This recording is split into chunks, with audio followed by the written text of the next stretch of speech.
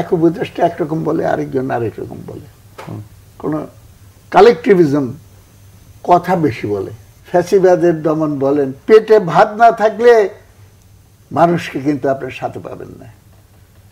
মানুষ, এটা খালি ছাত্রদের লড়াই ছিল না, আমার রিক্সাওয়ালারা জীবন দিয়েছে, তারা লাশগুলোকে ক্যারি করে নিয়ে গেছে, আহতদের ক্যারি করে নিয়েছে, দে অ্যাক্টেড অ্যাজ দ্য অ্যাম্বুলেন্স, এবং দীর্ঘদিন সংগ্রাম করেছে। আওয়ামী লীগের চাঁদাবাজদের হাতে তারা অত্যাচারিত হয়েছে, এখন তাদের ভাত নেই। আমি তো মনে করি সরকার কোনটা প্রায়োরিটি দিতে হবে এই জায়গায় একটু ভুল করছে।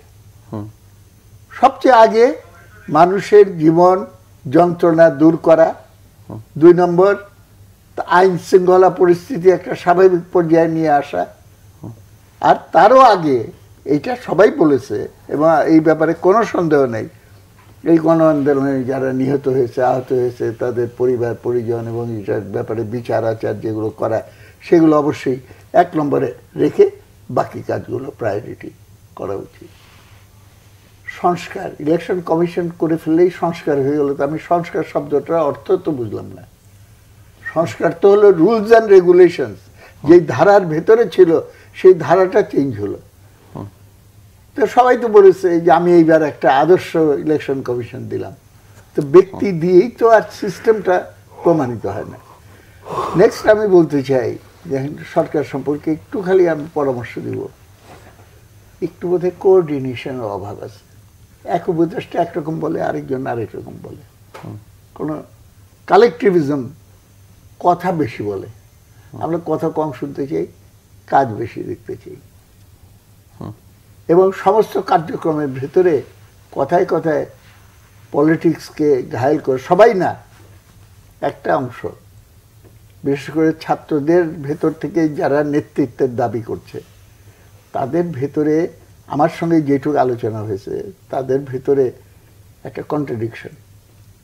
হাইয়েস্ট লেভেল অফ পলিটিক্স করছে, আবার বলছে উই আর কোনো পলিটিক্স না।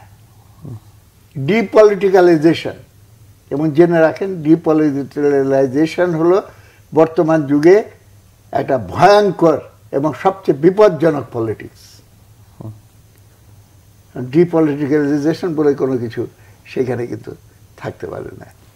ওর জন্য লাস্ট একটা পয়েন্ট বলি, কবে ইলেকশন করব, সহজ করে বোঝানোর জন্য বলতেছি। শ্রমিকদেরকে 2 ভাবে বেতন দেওয়া হয়, একটাকে বলে টাইম রেট, আরেকটা বলে পিস রেট। টাইম রেট হলো দৈনিক 8 ঘন্টা কাজ করবে, 1 মাস পরে এত টাকা বেতন দেব।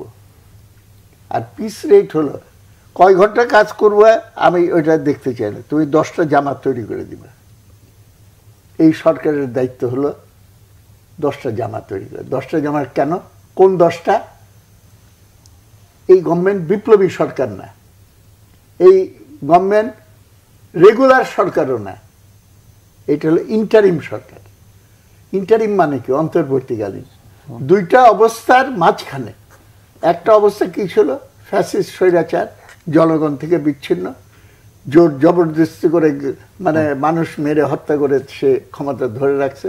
সেইখান থেকে we have to go to A position যেখানে মানুষের প্রকৃত প্রতিনিধি সেখানে নির্বাচিত হয়ে সেই অনুযায়ী দেশ পরিচালিত হয়। এর বাইরে তার ম্যান্ডেট এইটুকুই, এবং এর কমও করা উচিত না, এবং এই ম্যান্ডেটের বাইরে কিছু করার চেষ্টা করলে আরেকটা নতুন সর্বনাশের দিকে দেশ চলে যাবে।